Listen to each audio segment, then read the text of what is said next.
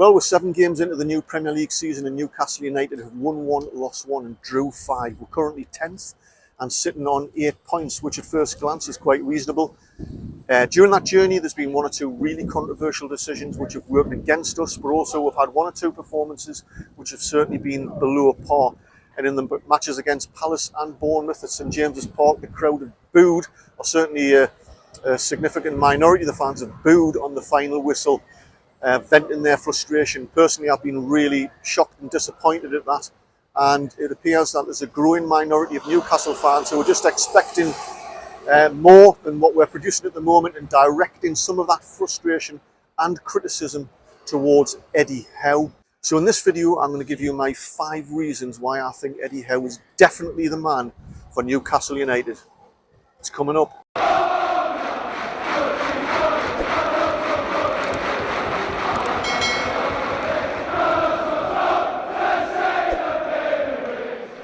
Welcome back, it's Eddie from Tyneside Life, and before we get into the football, some of you might know that I set up a brand new channel about 5 days ago called Eddie Hope Walking Britain. As part of that, I appeal to you, my viewers and subscribers, to help the channel get off the ground by subscribing to the new channel. I can announce today, after just 5 days and 1 video, I've hit 1,000 subscribers. I cannot tell you how chuffed I am at that landmark happening already. So thanks to everybody that subscribed to the new channel and supported me on this new venture. Don't worry, I'm still doing the 2 channels. But 3 days ago, I did the Yorkshire 3 Peaks challenge and did a video about it, which is on my new channel, so check it out. And I've been hobbling ever since. It absolutely killed us. So if you want to know more about football, history and culture in Newcastle and Tyneside, make sure you subscribe to this channel. If you want to improve your physical, mental health, but also being inspired to get on some adventures and explore the great outdoors, hop across to my other channel and make sure you subscribe to that one. Anyway, back to the football. So Eddie Howe's been in post now as Newcastle United manager for 10 or 11 months now, and the change in the performance of our team can't be underestimated. It's been phenomenal. From a team under Steve Bruce and 1 or 2 previous managers where we just sat behind the ball, soaked up as much pressure as we could and trying to catch a team on the counter-attack. We're now a progressive attacking team that's a lot more comfortable in possession. And I've been kind of following Eddie Howe since we appointed him. I did a couple of videos when he was first taken on board as manager, but also as well he had an interview a couple of weeks ago, 2-3 weeks ago, with Alan Shearer in the Hilton Hotel. So I've taken some snippets from that to get a wider picture of Eddie Howe and exactly who he is and why I think we should keep him. So first of all, reason number 1, Eddie Howe is now invested not just in the team and the club, but also in the area and the fan base and the city of Newcastle. He said he doesn't want to exist here. So the inference of that is that he's not keeping the seat warm for some other bigger manager to come in. He's in this for the long term. He talks about falling head over heels, madly in love with the city and the passion of the madness of our fans. He loves the fact that this is a one city club. He thinks the fanaticism of the fan base is absolutely phenomenal. He's bought right into that, but he also wants to kind of capture and nurture that, bottle it if he can, with the team of the squad that we currently have. He's been showing them all videos about the history of the club, and certainly under the times when we had some great periods, for example under Kevin Keegan, to try and galvanise the team, to bond them more, but not just the team but with the fans as well, so that we're all together on this new journey where he wants to create an atmosphere of us against them. He doesn't want to be he doesn't want other fans to have Newcastle United as their second team. He wants to build this community, but also with the city as well, to bind everybody together. So in simple terms, Eddie Howe is now a Geordie. Number 2, Eddie Howe is determined and motivated to become a better coach and a better manager, a better student of the game.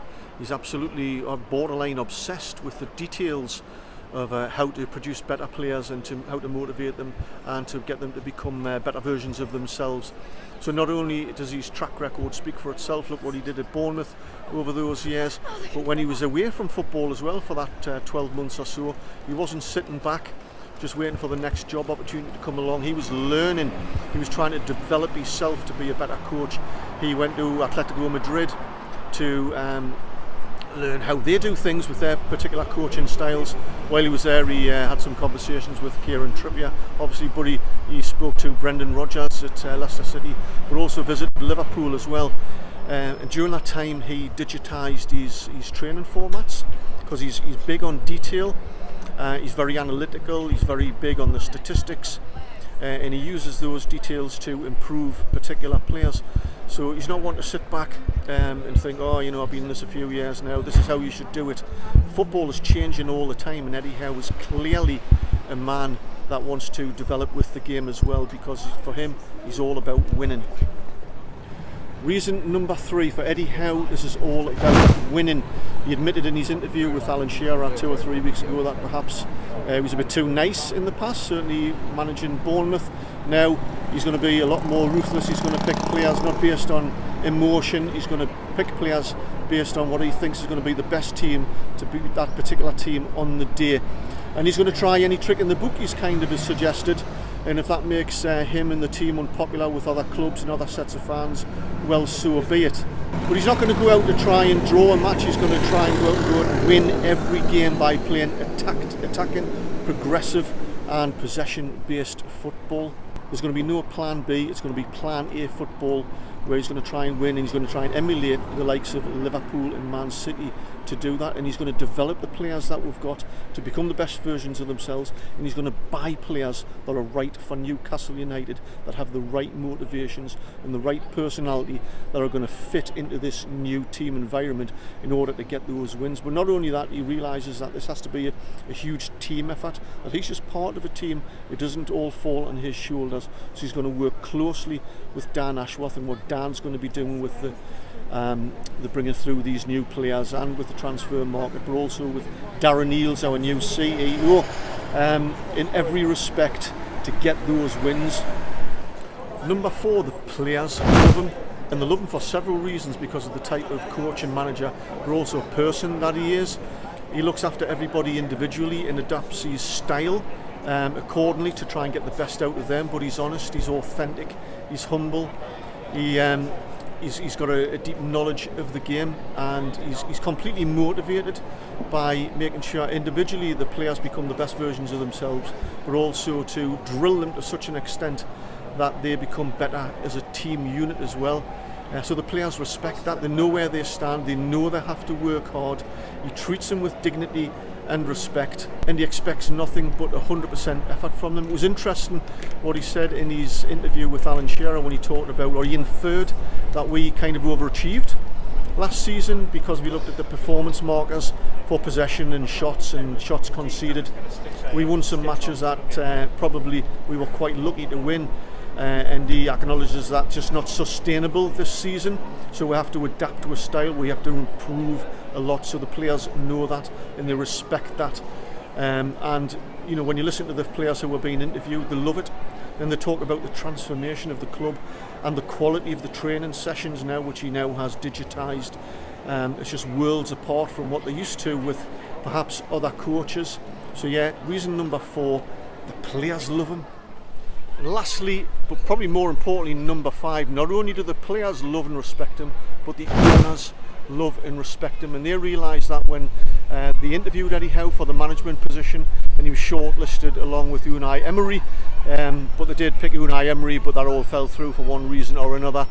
But I bet they're certainly glad that Eddie Howe became manager, because they were impressed from day one with his strategic outlook for the club, his knowledge of the club, how much research he'd done, how he come across in the interview, his balance, but also about his evidence-based solutions on how he would make Newcastle United better. They were really impressed with that. But also he fits in with the long-term strategy of what the owners are trying to achieve.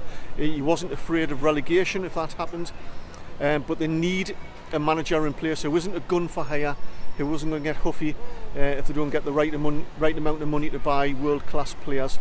Eddie Howe fits into this 5 to 10 year plan, certainly for the next few years, to build with the club, to get those foundations right, and they believe, which they admitted in an interview with The Athletic a few months ago, that actually see him as the next Sir Alex Ferguson for Newcastle United, that he's going to grow with the club, because I believe, and I'm sure they believe, that not only is Eddie Howe destined to become one of the best Newcastle United managers ever, but probably one of the best managers that England has ever produced. Is he there now? Of course he's not. He's still learning, and yes, there are better managers out there at this present, but I don't think we could ask for anyone better than Eddie Howe and what he's going to bring to this club in the next few years. And barring some sort of catastrophic turn of events, it's my opinion and firm belief that he's going nowhere, certainly for the foreseeable future.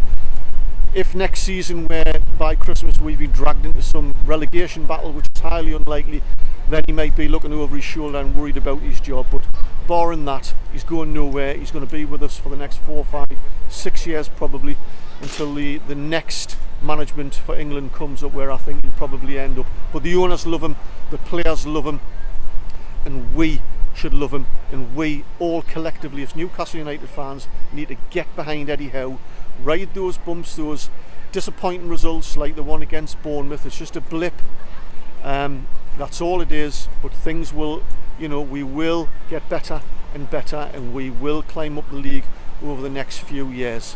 Anyway, I hope you enjoyed the video. Let me know what you think in the comments below. Don't forget to give us a thumbs up, and of course don't forget to subscribe. Till next time, catch you later.